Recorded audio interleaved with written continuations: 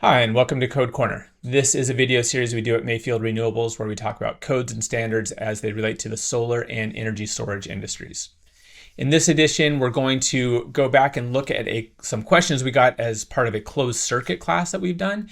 Closed circuit is a series of classes we've been doing where we deliver a live class, more like a classroom type setting, and encourage folks to raise their hand, ask questions in real time. And so we want to share some of those questions with you here as part of the Code Corner series and hope you enjoy that and find it useful. We actually had Christopher send in a question about, and it was more about the indoor. And so we don't have slides on the indoor stuff. So Christopher, I wanted to kind of address that question here. And then also this is where I wanted to address William's question from the very beginning of the class. So we're talking outdoor stuff, and I want to just compare that to, I guess you could say, to indoor locations. Indoor locations has a very similar table. And so I would, I would direct you to that. And if memory serves, because we haven't spent a lot of time on indoor installations, I'm doing this somewhat from memory, but I believe there's also two columns there. One is a dedicated use building, one is a, multi-use type building. So to answer the questions earlier from folks that were asking about that, you have a table in there that gives some more depth like this one does. But one of the things that I think is one of the most difficult tasks, and actually, Jason, this gets into your question about larger residential systems being treated as commercial.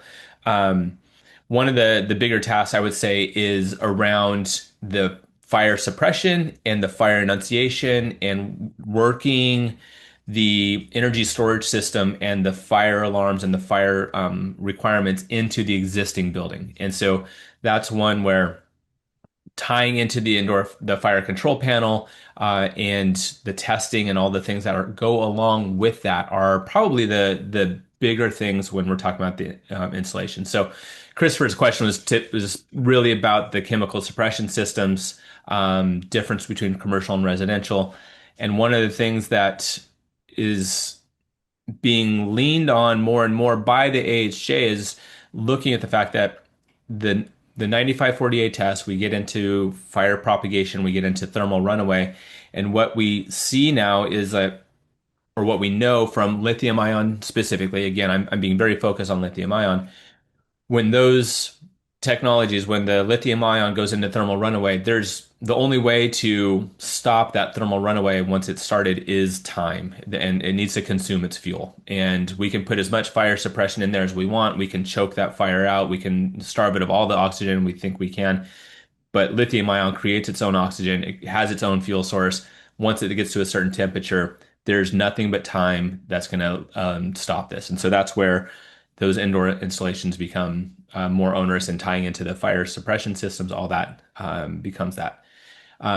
William asked the question early on. It's a very New York City focused question, and I definitely feel for people trying to do work in New York City on many fronts. But and this was a new one on me so William, I don't know if I have a great answer for you, but there's adopted on January 1st of this year, there's a 24/7 BMS battery management system monitoring and response time that's a requirement in New York City.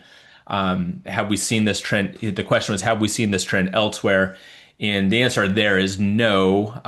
New York State had the unfortunate situation of a couple summers ago of seeing three different energy storage fires. And actually, I just learned that another one of those sites actually reignited. Yep.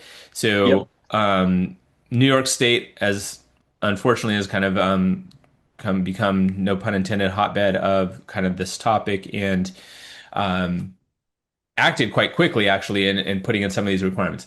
New York City not is also not surprising with so many, such condensed living quarters and just people in such a tight area having a tighter fire code. So the question there, William, is sorry. No, I don't. Well, one, I haven't seen that, and I don't know. I'd have to dig into the exact requirements a little bit more. So other industries that we can follow. Unfortunately, I think that we're kind of on the cutting edge here, because the most relevant or most direct other industry would be generators, fossil fuel, where we're installing these types of systems for backup or for other uses, and they just don't have the same. They have their own set of hazards for sure, but they don't parallel what we have in batteries. So I think we're in a somewhat of a brave new world, and we're forging our way ahead. So that would be with that. I don't know, Tyson, if you knowing that you've kind of looked into some of this stuff and been on some of those calls, if any of the stuff with New York specifically has come up for you. Yeah, it seems to me the crux of this question is around the monitoring response times. And yeah, the short answer is I don't have a lot more color than what you just gave. But yeah, I did want to qualify your response about some of those fires.